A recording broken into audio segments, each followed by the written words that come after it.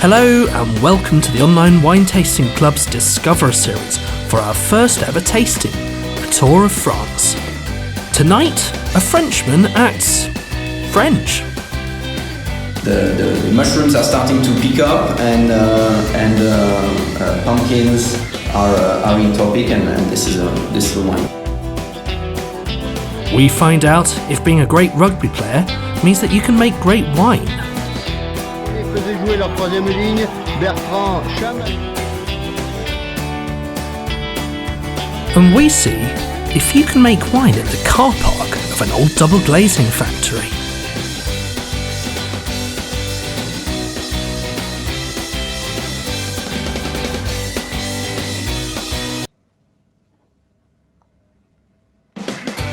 Hello and welcome to the Online Wine Tasting Club's. Good evening and a very, very warm welcome indeed to the Discover series of the Online Wine Tasting Club. I am Alex, I'm a winemaker, and this is Jamie, who does other wine things.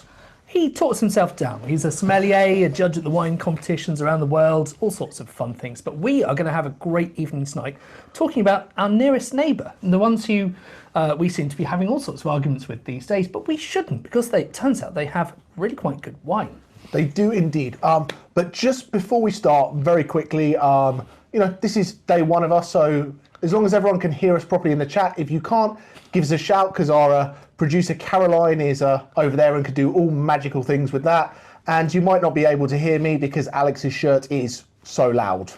Oz Clark would be pretty proud of this one, I've got to be honest. But anyway, we should talk about real things, which are wine. So when we, I think when we say winemaking and wine in general, France is one of the first countries that spring to mind. There's Bordeaux, there's Burgundy, there's these great expensive chateaus that you dream of tasting and trying and having in your cellar. But I don't think that's what France is all about. So we're hoping that today we can take you on a little tour, try some wines, find some things that are maybe a little bit different, and things that I think really offer great value for money that you can drink all day, every day, but still impress your friends when you pull it out at a dinner party. I'm not going there, but yeah, no, I think my thing about France is that I love so many of the wines I've had, but I've also had so many quite disappointing wines, and it's finding that balance.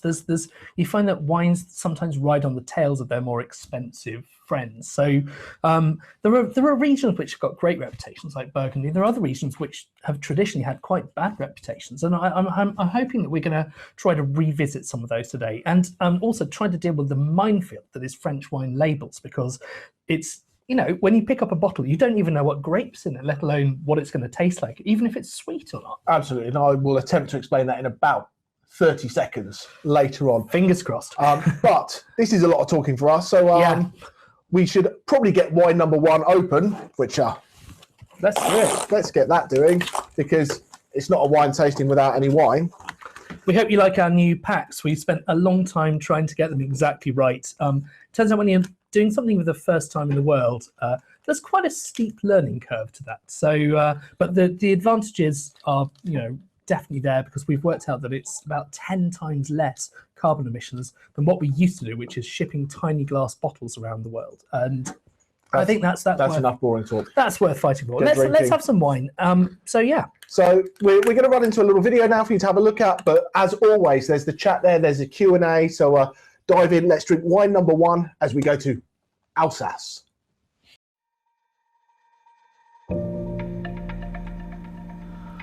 When we think of France, many people think straight away of the holiday regions of the Côte d'Azur. Nice, Saint-Tropez, Cannes, beautiful beaches, glamorous celebrity-packed film festivals, mega yachts, fashion labels, and Brigitte Bardot sunbathing without that many white bits left on her. Getting carried away, but it can be incredibly easy to overlook our nearest neighbour. The range of landscapes is simply staggering. From vast sand dunes, peaceful lakes surrounded by castles, to steep perilous mountains, windswept valleys, baking hot plains, and frankly the whole range in between, and each with its own climate. And it's that range of climates that means that so many different things can grow well. Compared to much of the winemaking world, parts of France are considerably further north, which keeps the grapes cool, giving acidity, and acidity is what makes your mouth water and keeps wines tasting fresh and crisp, so they go so well with food, which the French, it turns out, know a thing or two about. We're going to be going on a tour around France, starting in the northeast, in the Alsace, moving to the Loire, down to Bordeaux, across to the Mediterranean with the Languedoc region, before ending up near Châteauneuf-du-Pape in the Rhone Valley. It's here, in the simply stunning Alsace region, where we start our little tour of France, right up against the border with Germany, and not entirely sure which side it really belongs on, having switched over a few times. It's around the same latitude as Champagne, so should have pretty similar temperatures, that is, cold by French standards. But Alsace has a secret. Tucked in and sheltered behind a range of mountains, it stays protected and dry during the day, but still has cool nights. That gives it the magic recipe to make incredibly ripe fruit, but still preserve the fresh acidity. All this makes Alsace one of the best places to make wine in the whole world. Their sparkling, white and dessert wines are all top class, but they're often overlooked, making them great value for money. So why? Well, many think Alsace means Riesling and sweet wine. Two things which went badly out of fashion after Britain overdosed on Blue Nun in the 70s. But Alsace make plenty of wines that are bone dry, that means no sugar. We thought we'd give one of their signature wines a try, and we're starting at Hugel, a family winery that started 381 years ago in 1639. So Hugel is, first of all, it's an old established winery. And we're seen as very often the ambassadors of Alsace wine. It's essentially a matter of people. First of all, Hans Ulrich Hugel, who's the founder of the company. 1638 he establishes in Rivière. 1639 first vintage, just after the 30 Years' War. I'm just going to name a few that really made Hugel and forged Hugel into what it is today. Louise Hugel, who was my great grandmother. She became a widow very early on and raised her two kids on the side of running the company. And behind every important man in the company, there has always been a strong woman. Émilie is the first one that understood that to become a major winery, a major player, and a major wine region, because he was also very ambitious for Alsace.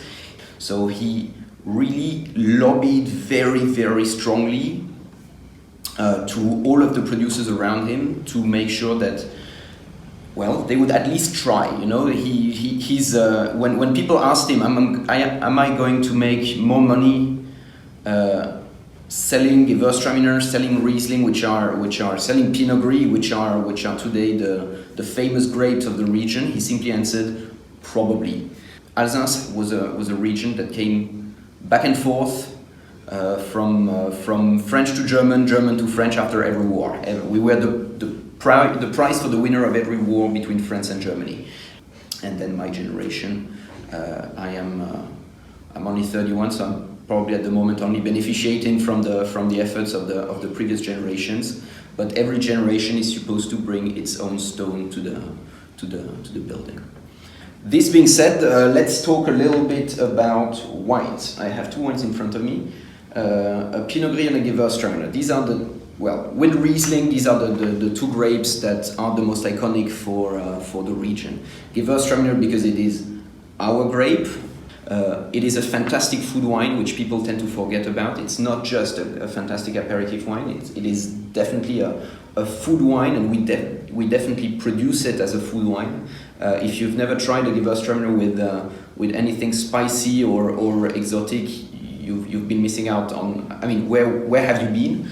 And then Pinot Gris, classic Pinot Gris, which is the bold flavors and the bold character of the grape. Pinot Gris is always fleshy. It's quite Burgundian it's a Burgundian grape, first of all, but it's even quite Burgundian in the profile that we're looking for. So we're looking for flesh, we're looking for opulence. It is definitely quite a full-bodied wine. The season, we're in autumn, the season is absolutely perfect for it. It's a very autumn-driven wine to me. where we're starting to see a few of the chestnuts coming. The mushrooms are starting to pick up, and pumpkins are in topic, and this is a wine that definitely works very, very well with autumn kind of food. Last word. We're a trusted winery, so we're happy that first of all people trust us, and we try not to betray them. So when you're opening a bottle of Hugel, you're generally getting something quite true to the place, and an expression of Alsace that we're trying to maximize in our 750 centiliters bottle. Thank you very much.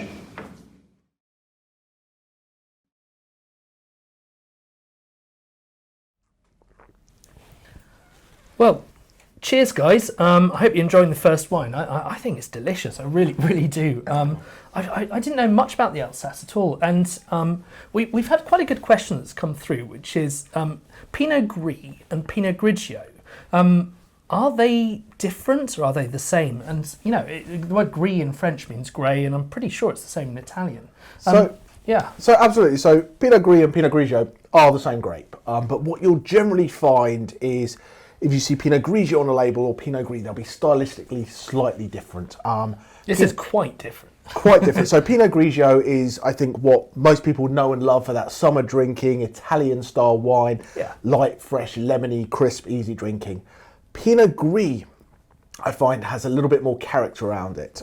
Sometimes it can be very slightly off dry, designed to age a little bit sometimes, and has this richness, this coating on the palate, this kind of texture about it, that makes it, I think, much more of a food pairing wine. So Gris, I think, is better if you're sat having a bit of dinner. Grigio can be the one that kind of you just sit outside in the sunshine and drink a couple of bottles of. But what you'll see, Pinot, as you said, it's got the grey skin. When you look at a Pinot Grigio blush or Pinot Grigio rosé, there's enough colour in that grey skin to give you that very, very light pink colour that gives you that. So it is a white grape, but with the grey pinkish skin, can actually make a rosé. It's not an addition of red wine, which I think is kind of a cool fact that you don't often see. Absolutely. I've never worked with Pinot Gris or Pinot Grigio at all, so maybe one day. But yeah, so it's sort of halfway between the two, really, and that's a unique place to be, isn't it? Definitely. Another question that popped up was, and at the end we'll share all the pricing with you, but we'll just dive in for this one. How much does this wine cost in the supermarket? And the line is, we try not to have a huge amount of supermarket ready wines. Hugel is a fantastic producer. They make a lot of wine in a lot of different ranges. So they've got their Gentil range, which retails maybe around £12, and then they go up. They've got the classic, which we're drinking. They've got their tradition, and then they do some single vineyards. So this one sits around £17. But I can see where if you just went online and you Googled Hugel, you might find something for like £12.50. It's a slightly different wine, and when we talk about labels again a little bit later, it kind of shows that you'll have one name doesn't necessarily mean all the wines are the same. And Hugel, they make Gris, they make Riesling, they make Gewürztraminer, they make Grand Cru wines, they make entry-level wines, they make everything in between. So, I mean, speaking as a winemaker, it's one of the things that actually was a real mystery to me first, which was after you've taken all these choice pressings from the choice best parts of your vineyard, what happens to the rest of it? And the answer is normally you find someone who can take a lot of it and you discount it to them. So there are winemakers from all around the world who make a bigger quantity of wine that goes off to the supermarkets, and that's not saying there's anything wrong with it at all. It's just a very different kind of wine, and it's really intense. I think this is the most expensive wine of the night. It is indeed. By a bit, not by much, but yeah, a bit. But Alsace, I think, is really cool. As you've seen, with the videos, it's got the mountain range. It's a beautiful, beautiful place, making beautiful wines, which I think are very, very unique. And do you know what would be really great? Is go to Alsace winter market time, and none of us are going to do that, are we? But we can at least sit with a glass of it at home and pretend we're doing it. Yeah. So that is the first wine. I've still got some left. Well, you drink that because next we're going to go to the wine news. But before Alex dives into the wine news, let's get wine number 2 open because... Yeah, if you're finished. So we'll do wine 1, 1.5, 2 as we roll through the wine news, and then we'll jump to the Loire Valley. Sounds good to me. So, in the wine news this week, we thought we'd just try to catch up with a few things that have been going on around the world. And the first place we're starting is somewhere that's quite dear to both Jamie and myself, which is the Napa Valley in California. And I've been there, God knows how many times now, and I love it to bits. I just wish it wasn't getting so expensive. And this year, it's been hit by some atrocious fires. There's been one called the Glass Fire, which has it's destroyed wineries. Decimated is a word that's overused, but it's completely right in this case. I mean, if your tourist sign has a tanker, an airline tanker dropping water right behind it with the entire mountain on fire, something's gone badly wrong. But thank you, mate. It's very sad because a lot of people who've got their entire livelihoods have been just wiped away, and you can say the insurance will pay out, they'll regrow, but it's not like that with wine. If your vines are gone, it takes 3-4 years, absolute bare minimum, to recover. And to be honest, it's not just that. It's the cellars. It's the wines from the 1980s, 1990s that have been destroyed. And that's a piece of history. You can't just remake that. That doesn't exist anymore. And it's horrendous. And there's a lot of wineries it's affected. And I don't want to name names because I don't want to say one's more important than the other, because there's some great wineries out there. But also you'll see, these wineries are being destroyed and there'll be names that people might recognise. But there's a lot of vineyard sites it's growers who make grapes for these wineries that you might never have heard of, but it's going to change the dynamic of how these wineries make. And anything that was still on the vine, yes, we had an early harvest this year, so there's some fun stuff. There's people still going to be able to make wine, but anything that was left behind is no good for what? It's covered. It's completely ruined. Yeah. Half an inch of soot across the thing. If you want to have a smoky character from your wine, top tip would be to toast your barrel, which means just use a barrel which has had a little bit of flame applied to the outer surface not set your vineyard on fire. Not set the vineyard on fire or be next to a vineyard that's on fire. But some people have been quite creative, and what they're doing this year is they're going to be making brandy from it, which is something which really does benefit from that smoky character. So kudos for them for not just leaving them for the birds to take away and coming up with a way out of this. But I think, you look at this year in general, lots of people have had to be innovative, and it's very, very sad, but hopefully we can see some cool, brandy, and hopefully these wineries will come back better and stronger. Fingers and crossed. Making good stuff. Fingers crossed. But that's our sad wine news. Yeah. That's all I've got. Happier wine news. It's coming up to holiday season, so it's time to try to buy presents for people you don't necessarily like very much. Like when you get the marketing team in your Secret Santa at work and you have to buy something for them. Definitely the marketing team. It had to be for me. Caroline is staring at me. Or the production team. Or the production team. Or the winemaker. Or the winemaker, definitely the winemaker. But we've got the Prosecco for you. Yeah, we do. We do indeed. Branding is everything. Branding is everything. Is that it for the wine news? I think that might be it for the wine news. That's it for the wine news. Should we get on to If anyone happens to have someone that might benefit from this, I'm sure that it can be sourced for you. But yes, there you go. The perfect Prosecco for somebody you don't necessarily like very much. Let's move on to talking about wine number 2, which is from the Loire Valley. And I don't know much about the Loire Valley at all, so I asked Jamie if he wouldn't mind explaining a little bit more about it. So, the Loire, and if we've got everything right, we're going to have fun little maps again. For those who have missed us, we've got maps and arrows and fun things like that, so we're back to there. But the Loire Valley is a really, really interesting region. It grows whites, it grows reds, it does sweet, it does still, it does sparkling, it does dry, it does every style of wine there is. And it runs all the way from the Atlantic Ocean by Nantes, where they make Muscadet, which people have probably heard of, and we go all the way through to Sancerre at the other end. That's quite a different wine. And then that river, goes all the way down, south, almost to the Rhone Valley. So the Loire Valley wine growing region is only about half the length of the Loire River, about 200 miles.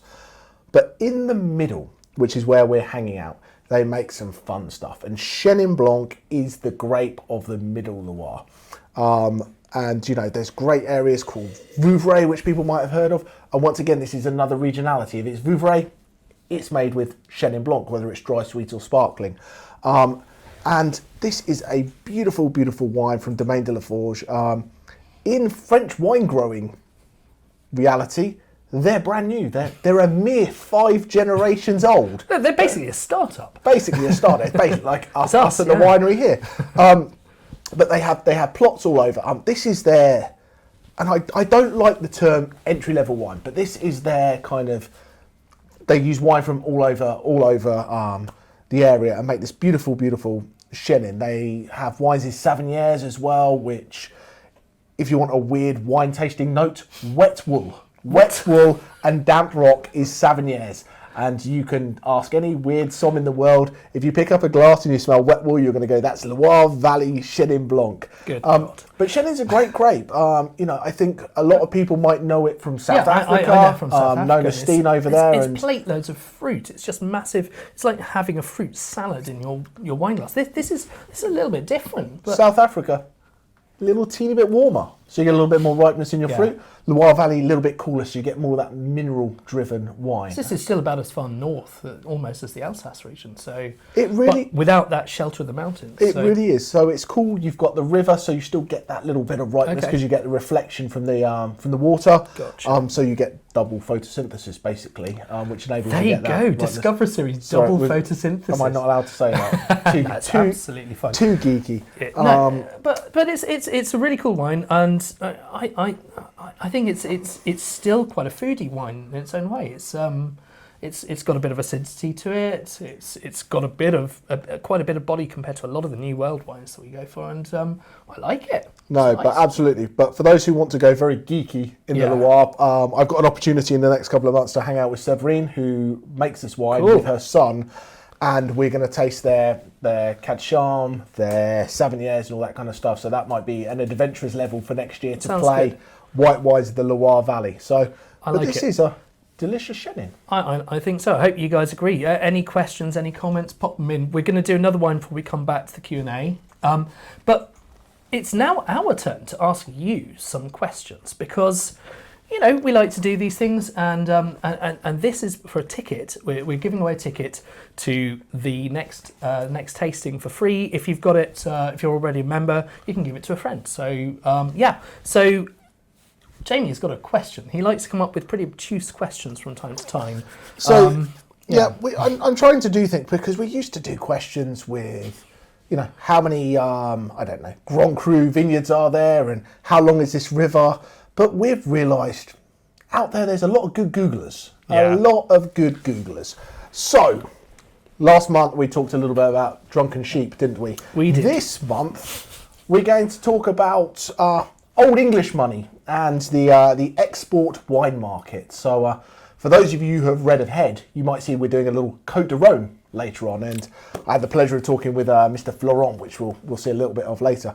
But he was telling me about they first started exporting wine to England in 1927 was when they first kind of had records of it, and he showed me the document of how much they sold this first barrel for, and we had a little laugh and a joke that his current importer said, "Oh, can you make the same price for us today?" And we had a little joke about inflation and the cost of Côte de Rhone. But the question is, how many shillings did that barrel cost? So pop your answers in the chat. Caroline is going to run through and do it. We will give you... And she'll do all of the conversion between pounds, shillings, and ounces, and if whatever. If you want to put it in lira... Lira is good. Pounds, shillings, pence, She's whatever drinking you like. now. I think that's a wise plan. No, but shillings is what we're looking Shillings, for. just a nice number of shillings. Not adjusted for inflation, no silly questions, just what's the number on that? Pop your answer into the chat, and We'll the first person who gets the right answer, or the person who gets closest. Oh, someone's close. Someone's apparently. close. It's That's somewhere good. between 0 and 2 million. We'll come back to that at the end. At the end. You've got until the end of the next wine to get your answers in. Does that sound good? Sounds good. Sounds good.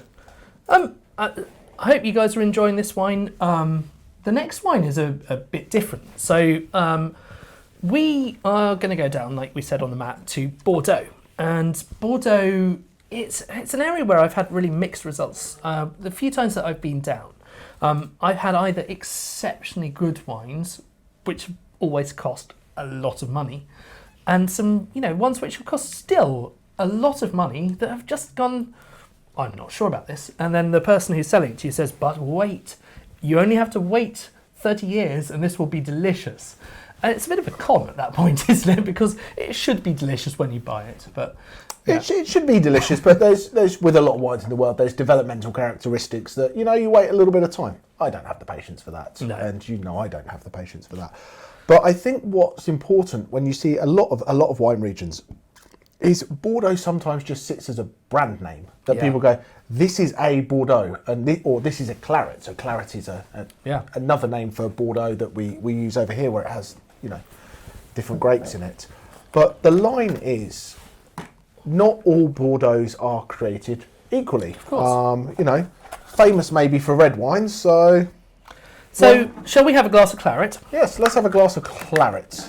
Okay. Since For we're those still drinking. Well, seeing we're talking about shillings, we can go back Indeed, to we Claret. can go back to can't we? claret, indeed. That's the way to go. So I hope you're enjoying your new packages and the wine is coming out okay. We are going to have a glass of... Bordeaux. It's white. That's a white wine, Jamie.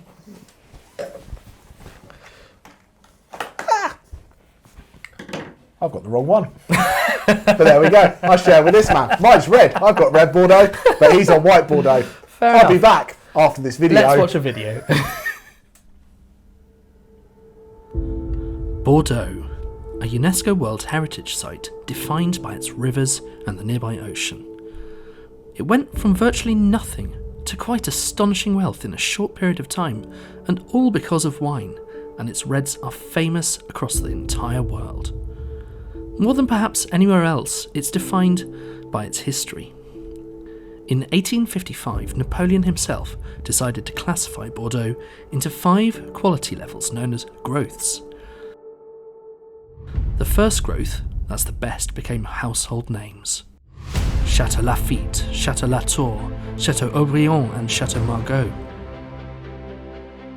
The grapes that are allowed are Cabernet Sauvignon, Merlot, Cabernet Franc, Malbec and Petit Verdot. But it's the first 2 which are most synonymous with Bordeaux. On the left bank, that's south and west of the River Gironde, it's famous for Cabernet Sauvignon dominant blends like Saint-Julien, and the right bank is for Merlot dominant blends like Saint-Emilion. Astonishingly, that 1855 classification stood the test of time. More than 100 years later, only Chateau Mouton Rothschild has been elevated into this elite group.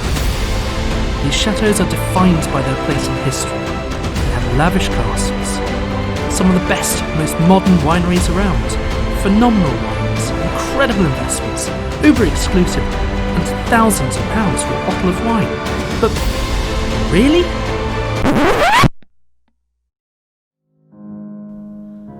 You're probably wondering why you're looking at what seems to be a shed, not a glamorous castle. But when you buy a bottle of wine, do you want to pay for a castle or for what you're drinking? Welcome to Chateau Lestrille. A chateau in French can mean any wine-producing estate, even if that's in an industrial unit. What matters is the vineyards, the people and the winemaking, not the building it's made in. And it turns out that Chateau Lestrille have incredible vineyards. Wine number 3 comes from the vineyards in the Entre, Deux region, which is between the River Dordogne and the Garonne. Their emphasis is on people, on food, on hospitality and on experience, and they price their wines so that Bordeaux becomes accessible. When I open a bottle of wine on a Wednesday night, I'd rather be having a nice drink with my friends without having to worry about remortgaging my house. Now, Lestrille make a red and a white, and they're both rich, but also rounded and smooth. They don't have any of those negative qualities that some Bordeaux have. And I think there'd be great value even if they didn't say Bordeaux on the label. So it appears there is a different, more accessible side to Bordeaux. Call me converted.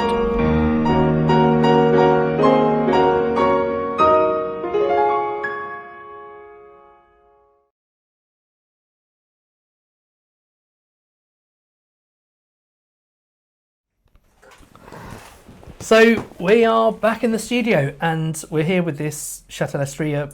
Mine's white Bordeaux. now. He's actually somehow got a white wine Amazing how that happens. Magic. It's because I'm next to a winemaker. He makes these things happen. So we've had a bit of feedback about some people who didn't like it, and one person who described it as something like Corsten's jockstrap, which I'm not sure I understand, but perhaps it's not a positive thing. I'm guessing. So what?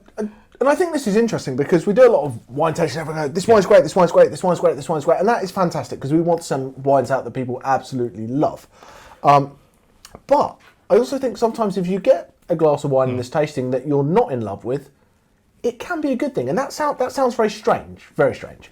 But the line is, if you now go, I don't like Chenin from the Loire Valley. When you walk into a restaurant, you're not going to order one. If you've got a choice, South Africa or Loire, go for South Africa. Or not Chenin at all. So that's why we try to divide a little bit. Like wines that have got character inherently divide. Something like a Barolo from Italy, just incredibly tannic, incredibly strong, and it's not for everyone. It's really not for everyone. A lot of people would be much happier with a much more smooth, rounded sort of wine. So, but if you're that person that you love it, you love it. So that's what the point of a wine tasting is, to get to try lots of different things and see what you like. Absolutely. There was a question popped in about the Hugel, which is still sat here. Whether it's 100%, it is 100% Pinot Gris, nothing else in there, no messing around. It's exactly what it is. It's got a bit of Grauburgunder in it as well. No. And some Pinot Grigio. Oh, my word. Shut up. Winemaking geek. Wine geek, and his synonyms. But yeah, so we're drinking a little white Bordeaux, which, once again, Bordeaux, famous for reds, but makes some great whites. This has got Sauvignon, this has got a little bit of Semillon, a little bit of Muscadel in there. And that's the same grapes that you find in Sauternes, that dessert wine, which is also from Bordeaux. Good. But it once again shows that different regions can make lots of different styles, and Bordeaux doesn't necessarily mean what you think Bordeaux means. I think when making the video for this, one of the things that hit me was the shot of Chateau Margaux's winery, which is incredibly high tech and has this inspiration of the trees growing into the roof and everything. Vast stainless steel vats, really cool high-tech stainless steel vats. But the Lestrille, it was just row after row of expensive barrels, and those barrels cost about €1,000 each for the sort of entry level, up to about €2,000. So what you saw in there was probably worth about the same as a London house. It's incredible. Just look at that expense. And they do that because they're taking all the different bits of the vineyards and they're treating them separately, and they're doing them in small containers, which is like a chef having a lot of different ingredients to work with to blend and create their meal. And that is a really, really cool winemaking technique. It's not low effort. You have to really care to do that. Absolutely, and everything gets vinified separately, so they've got all these batches and they taste everything and then bring it back together to make what they feel is the best blend. And then they sell it to us for £12.50ish, which is, I think, incredible. I think you look at that sort of level of winemaking in America, you'd probably be looking at sort of 40, 50 quid. And you've got red Bordeaux that are £1,250, so you just move the decimal place a couple and you're good to go. Happy days. Yeah. So that is Bordeaux. I think it's great. And their red as well is absolutely worth checking out. Their Bordeaux red, really, really accessible. Just like I said, it's rich and pleasant and doesn't have that really in your face sort of sticks to your tongue. Very drinkable. It's very drinkable. Yeah. And fruity, like a New World wine, in fact. So I think this is the time where Jamie has to try to make head or tail of what a wine label looks like. And it's very easy when you pick up something from Argentina. It says Malbec, Argentina, 14.5% alcohol, and it's from Mendoza, and this is what it is. And there's a nice picture on the front. And that's why you pick it, because you know the grape, you know what it tastes like. It's a cool thing. Absolutely. New World labelling makes life very easy because it's all there, laid out for you. Sometimes the Old World is a little more difficult, and we'll have another video up on our website doing it in a little bit more detail for those of you who want to kind of get into the deeper meaningful of wine labels. Our good friend Mr. Chris Rackham, our other sommelier, has taken care of that for us. But I thought I would abridge it and attempt to do French wine labelling in, 45 seconds? I'm going to time him. You're going to time him? I'm going to time him. Great. It's all good. Okay, so, wine labels. Ready? Let us know. Steady. Ready? Cook. Go. Okay, so we're in Burgundy, just to be one region that we haven't done. So when you go to Burgundy, you need to know, for no uncertain reason, French wine law. So if it's in Burgundy, it is going to be Chardonnay if it's white or Pinot Noir if it's red. On the label, Domaine d'Elite, that's the person that made it. Macon Village is the sub-region, so that's a region within Burgundy that's only allowed to grow Chardonnay, so you know it has to be Chardonnay. Then you've got a little thing here, Valvins, which means old vines, so it means you're going to have older wine, so more intensity in flavour, so you're going to have a richer style.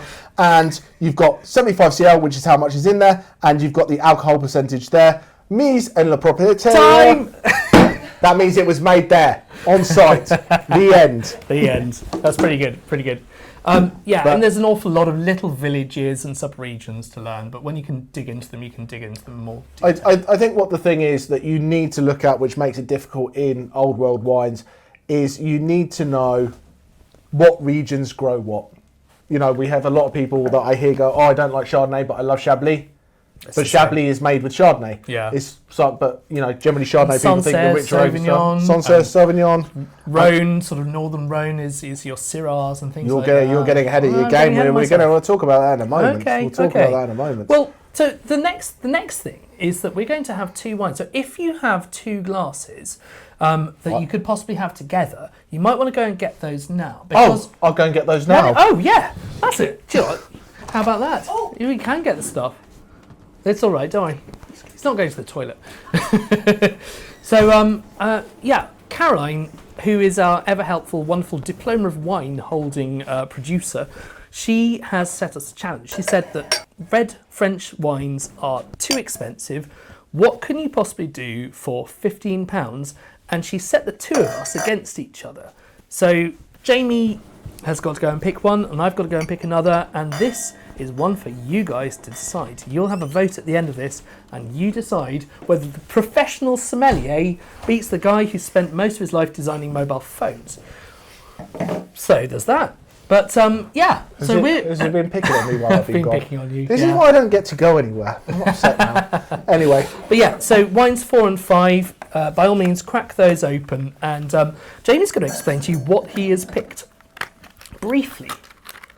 What I picked briefly, I picked Côte de Rhone because it's the best blended red wine for all the money in France. More brief than that? Less brief than that. That's fine. No, I mean, Jamie thinks that. Well, if you don't like it, Florent will tell you how good it is. That's true. But the red wines in the south of France are classically, just like that northern Rhone, they like Syrah. Syrah's a grape which loves heat, and there's a lot of heat in the south of France. Who'd have thought it?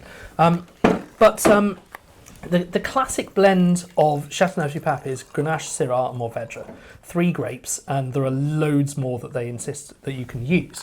But they don't just grow there, they grow in other places. So I thought, why don't I go and look around and see who else is making wine in the region down in the south. And I've been to a couple of places which I thought were worth looking into. And the place that came to me was Languedoc, which is sort of a bit to the west of the Rhone Valley. The big branded over the top loads of wine of cheap stuff. That's how it used to be, but we should give people second chances, shouldn't we, Jamie? It's absolutely right. So, yeah, pour out wines number 4 and 5, and let's go and watch a video. I've told you that I think the Languedoc is great value, but I didn't mention what makes it one of my favourite places in France. I've been here many times. The area has an incredibly ancient history. There are some impossibly well-preserved medieval villages and towns like Carcassonne. This is where the last members of the Cathar religion built forts high up in the hills during their final battle to exist. Needless to say, they lost at the hands of the Catholics, but they put up a damn good fight.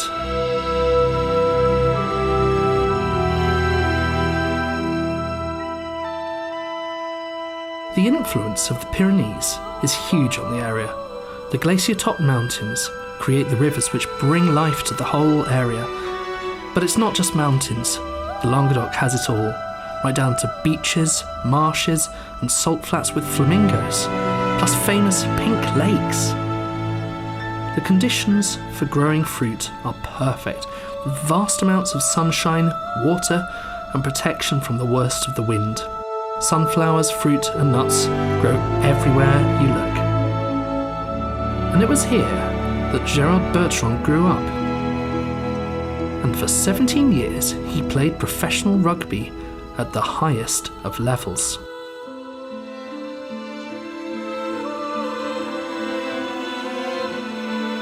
Unlike so many professional sports players, he stuck with his home club, RC Narbonne, until the year before he retired, finishing up his career as the captain of the Stade Français team. But this story isn't that of the classic retired sportsman looking for something to do, nor is it like the plethora of celebrities who come up with a clever brand for somebody else's wine, then double the price. No, Gerard's father worked in wine and tragically died in an accident when Gerard was just 22 and in the early years of his rugby career. He found himself having to take over a pretty disappointing family business, but he had been getting involved since quite an early age.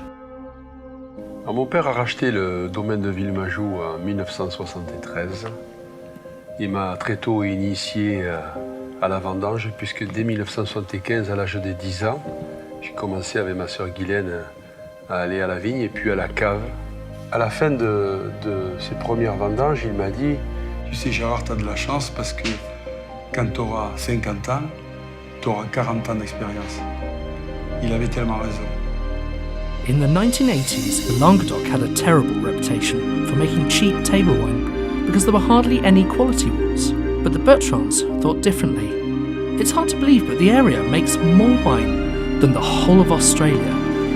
Mon père m'a initié au travail bien fait, à la passion et au souci des mille et un détails.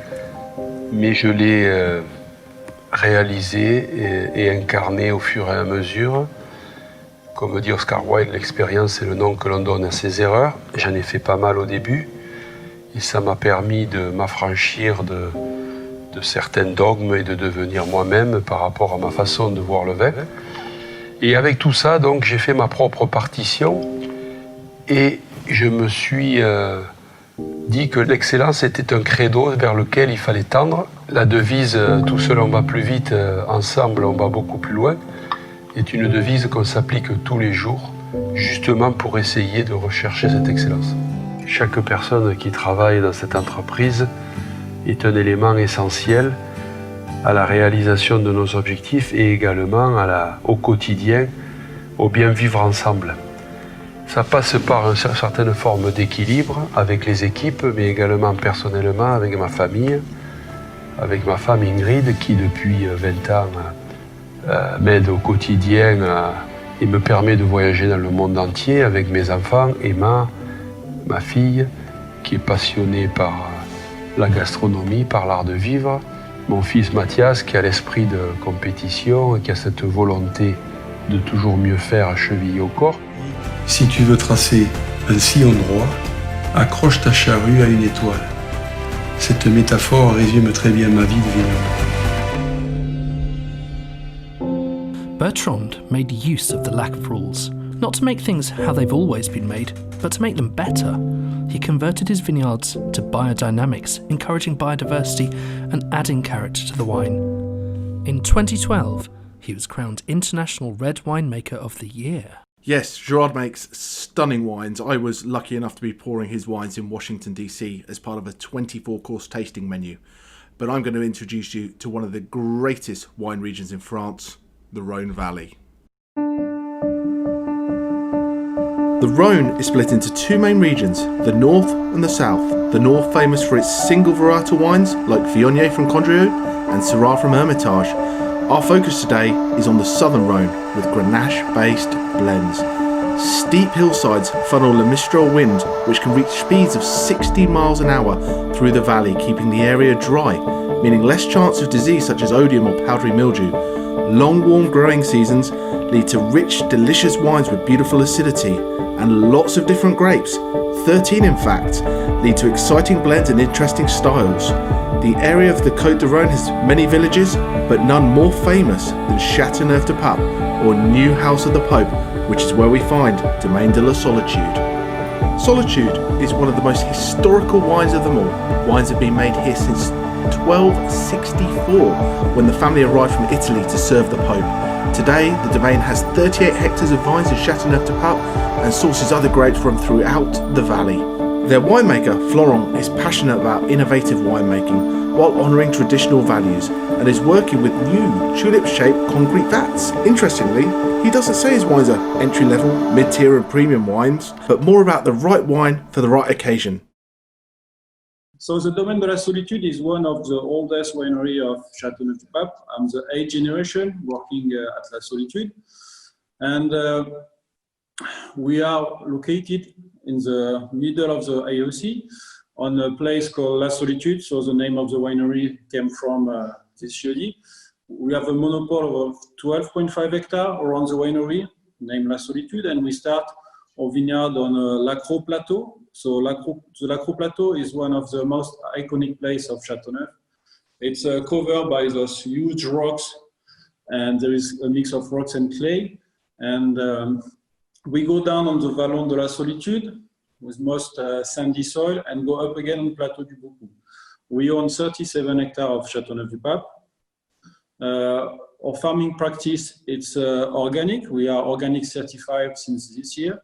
And we are looking to start the biodynamic conversion this year. So we will be also certified biodynamic in 3 years. It's a 3-year process. So we were one of the first winery to export wine around the world. And also we are one of the first to produce wine with label. I can show you something else. If you look at that, we did a wine, and that's the actual reprint of this label, made around 1750. Oh, wow. If you look to all the label we have, so that's a white Châteauneuf-du-Pape, you can see the 3 bees, and don't say fly, you will upset me. The 3 bees, that's the coat of arms of my family, the family Barberini. And you have a kind of a synopsis of the history. You can see the 2 hats of the 2 Cardinal Barberini, and the big hat in the middle is the tiara of the Pope Urban VIII, who was the Pope of the family. So we had to move from Italy to France, early 17th century, because Urban VIII was a pope, and as many popes at that time, he was accused of nepotism, and he put many members of the family at nice position, and he abused a little bit of his power. So to decrease the influence of the family, when he dies, a new pope asked us to 2 solutions. At that time, it was more simple: kill all of us, or send us away. He chose a nice one, so we were sending as ambassador around Europe. To me, it's a fantastic introduction to the Rhone Valley, because inside this wine, you will find all you need to understand about the Rhone Valley. So it's a blend of Grenache, of course, Mourvèdre and Syrah. There is no aging in barrel at all, because I want to keep the fruit fresh and lively. And what you will find, it's some spiciness, it's ripe, it's spicy. The tannins are big, but at the same time, they are supple, they are velveteen. So it's a ripe wine, obviously it's from the south, but because of the blend of the different grape variety and the fact there is no aging in oak, you have something really enjoyable in the youngness with a 4 or 5 year aging potential. It's not something you have to store in your cellar for 2 decades. There is no sense to do that. And to me, it's the perfect wine for good friend. I mean, it's a simple wine. At the same time, you will please the people who don't know about wine and the people who know about wine. Because the people who don't know a lot about wine, they will love this accessible tannins, this richness. And at the same time, the people who know about wine say, oh, in fact, it's not that simple. There is a layer of complexity. There is some spiciness from the Syrah. The tannins are very velveteen, but you have a good length. So it's a really good introduction to the Rhone Valley and to the wine we produce. And for example, this wine is a huge success by the glass in gastropub in UK, I can say, you want a glass of red wine, people are happy to taste this wine, to try this wine. Mm.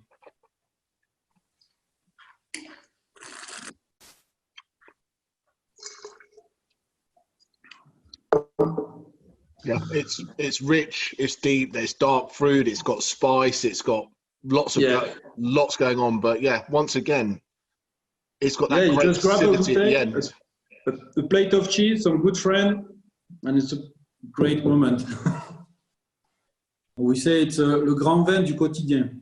You understand that? I do not. The translation would be maybe the grand cru of every day. Don't know if you understand. Fantastic. Anyway, I will let you get on. Thank you ever so much for your time, and we'll catch up soon. Pleasure. Absolute pleasure. Cheers. Bye. So we're back. It turns out we weren't wine tasting, we were watching hotornot.com. But what it seems is Alex was so impressed with his Bordeaux video, he wanted to show everybody it again. So my apologies for that. So we've run through, and we're here. We got notes that cheesy Doritos were a good pairing, so we decided to get some, as you do, and we go from there. So there's been a lot of good stuff coming into the chat. There's a kind of a question about biodynamics, and I could literally talk for about 6.5 years about biodynamics, so I'm going to try and do it once again kind of quickly. Yeah. But biodynamics is the next step on from organic. So you become organic, and then biodynamic, there's more rules and regulations, and there's different preparations you can do, and lunar cycles and fruit days and root days. So there's a lot. It's much more intense in your winemaking.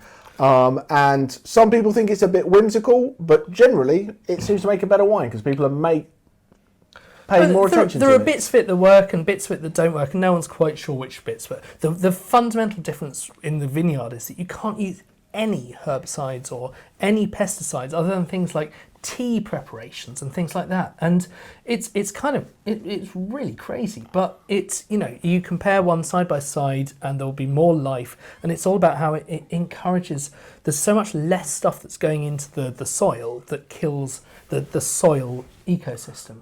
And that gives you more interesting stuff. And it's a step up, because a lot of people talk about sustainability. Yeah. Sustainable is keeping it the same, but it doesn't make it any better.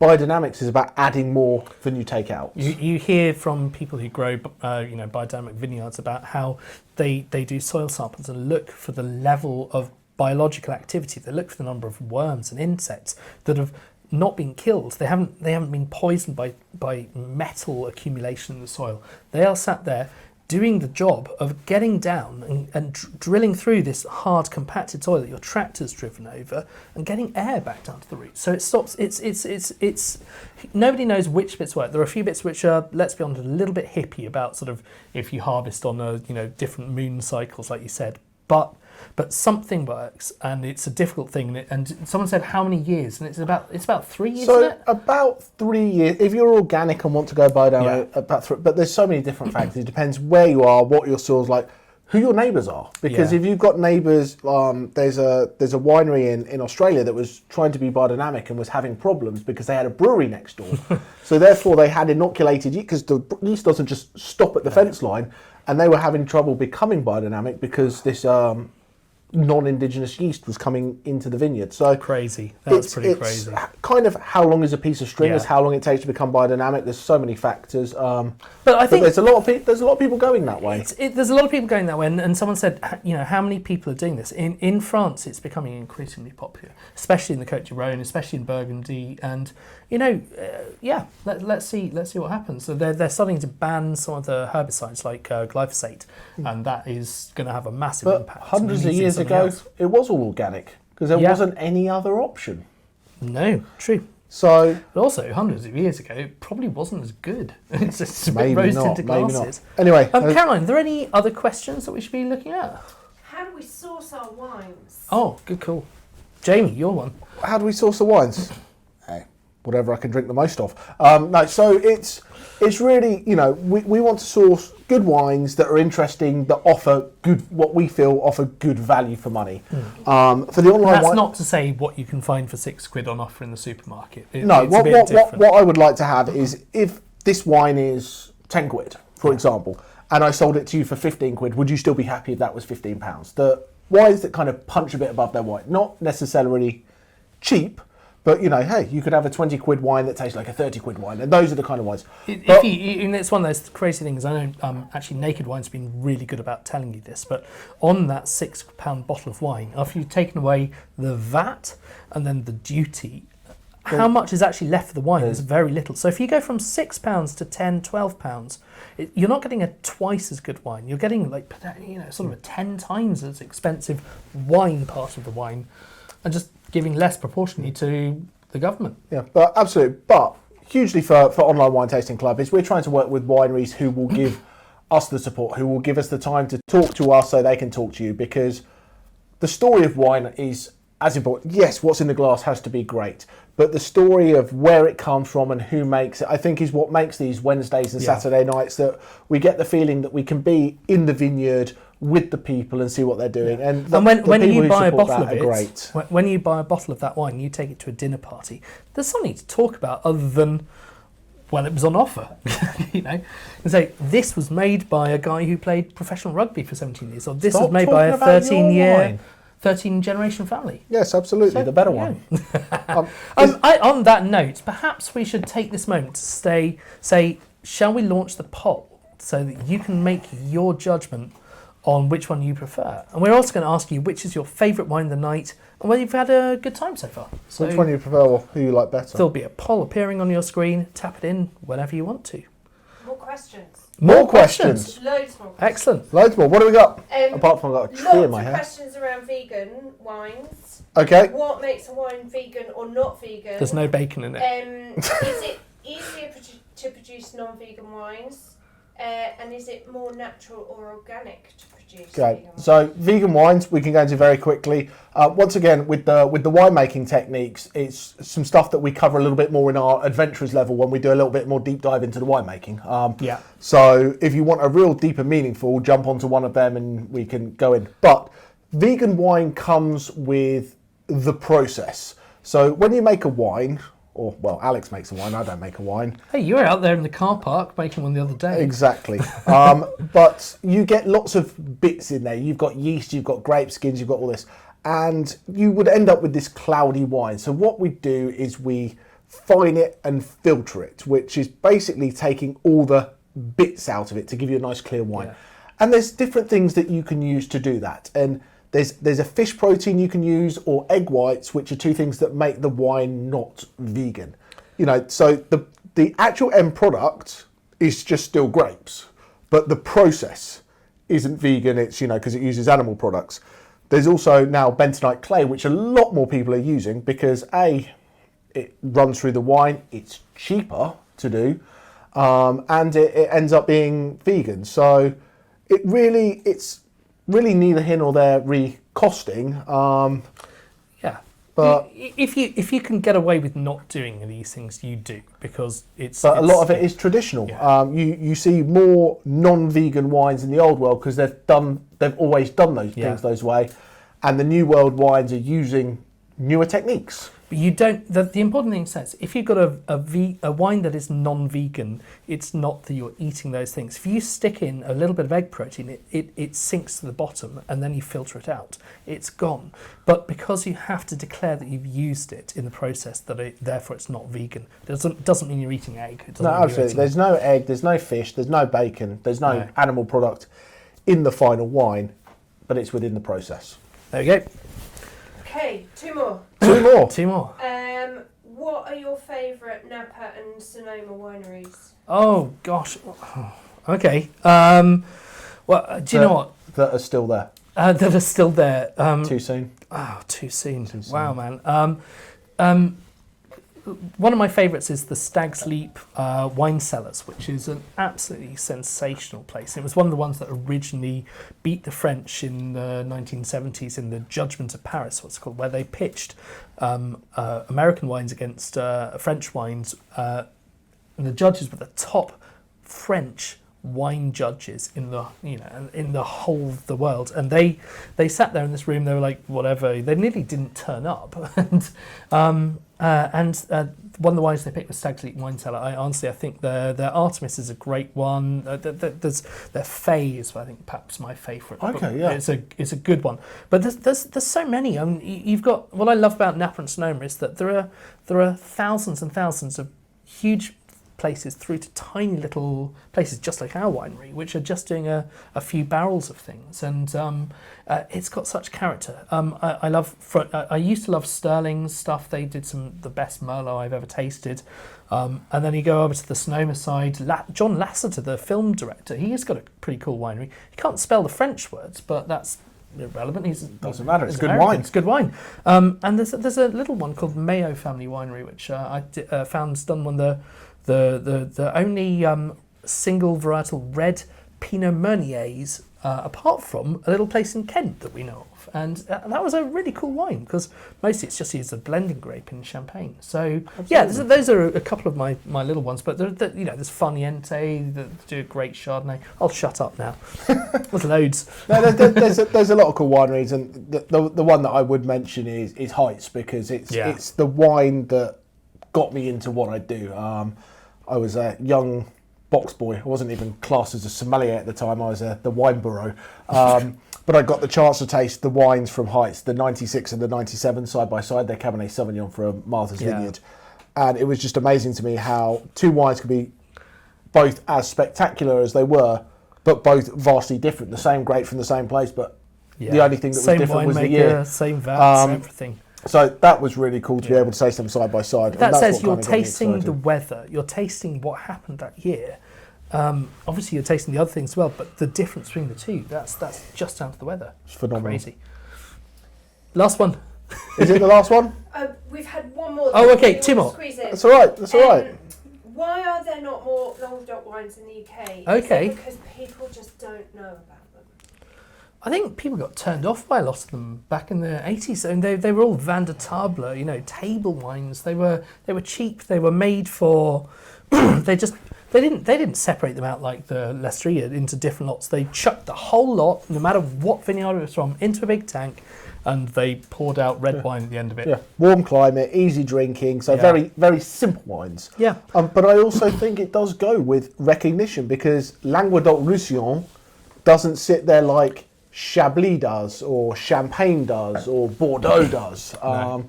So I don't think it's quite got that gravitas. But you're seeing, you've got Pic de Pinot, which is down that part of the world, which is making great strides into, you're seeing it on a lot of wine lists now by the glass, and people have that. And if you're looking for a sparkling, go for something like a Crémant de Limoux. Limoux is the sort of western side of the Languedoc, and they make an absolutely brilliant especially their sparkling rosés. Wine. Yeah, Rosé Limoux is delicious. Stuff. Yeah. They offer good value for money, really good value for money, but don't tell too many people, because the minute you say something offers good value for money and everybody dives in, suddenly it doesn't. Because so there's some top tips for you, wine top tips. That's it. So, Fantastic. Well, I think it might be time to put us out of our misery while Caroline tots up the scores. And sorry, what was it? We should announce the winner of the competition. Yeah, the winner of the competition. Yeah. The winner of the competition. So, did you know how many shillings it was? I had absolutely no. And I didn't know how many threepences or halfpennies that was. Or ounces. Or ounces, or pounds, or furlongs. Yeah. But for the final furlong, see what I did there.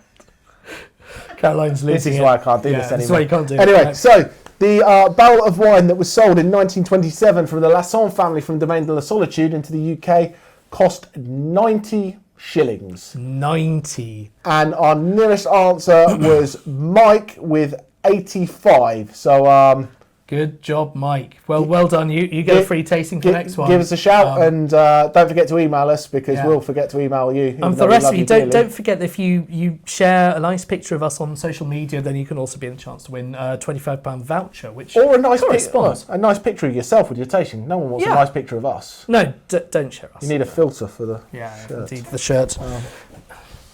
So have we got some poll results? We have. Should I leave now?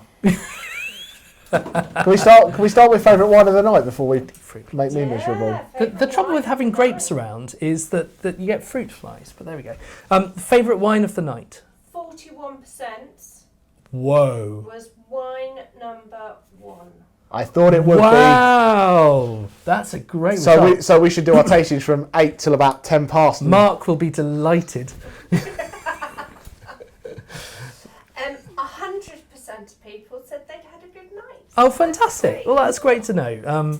Well, do go out and tell your friends because, yeah. Did we ask which percent of people clicked the wrong button? Oh, come on. Okay. Who's the winner in the £15 wine challenge? And remember, there are bonus points for people who go slightly cheaper than the other one as well. 63% of people preferred Gerard. Ah! The rugby player is victorious.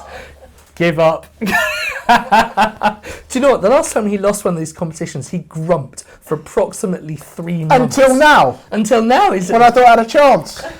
Cheers, dude. All's fair in love and wine. I don't know what to say. We've had a wonderful night. We're sorry it's overrun slightly because of our little video mess ups, but these are all just part of the learning curve. And we've had a wonderful time sat here talking to you. We have some prices for the wines, and they are all going to be available on our website. We have a minimum of 6 bottles. Mix and match, whatever you like. And then we ship it to you free of charge. Free no shipping. So the price is the price. Yeah. Do people want to know what we're tasting next? The next months? Oh yeah, sure. So coming up, we're doing, Saturday doesn't matter because it's already gone. But next month we're doing Southern Italy for our Discoverers level, and we're doing island wine. So we're doing a tour of Cyprus and Sicily and all fun things like that. Santorini. Basically anywhere that begins with S. Yes, absolutely. I couldn't get anything great from the Isle of Wight, so that island is missing, but we're trying. And then going into December, we're going to do wines of Portugal. We're going to have some white port, some red port, and some cool still wines. And we'll be doing a Rhone Rangers tour where we're going to go back to Domaine de la Solitude and try his Chateau de Pape, because obviously I need to raise my game. And then we're going to have some single varietal wines from around the rest of the world that kind of pop those things in. But outside of that, if you like, you can blend your own out of those wines. Exactly. Lots of fun things to do. Yeah. But, we're also around. If you've got a group of people who want to do a private event, give us a shout. If you get on and you can't quite make that tasting, we'll send you the wines. You can join us online because it will be online for you to drink anytime you like. Hopefully the video, barring any other problems, will be available tomorrow night. We'd just like to say that obviously there's a lot of private parties coming up, so we are getting a bit booked up, but for schools who are looking for fundraising opportunities, there are those things. For companies who are looking for something to try to unite their people to do that isn't just listening to the CEO droning on about corporate strategy on Zoom.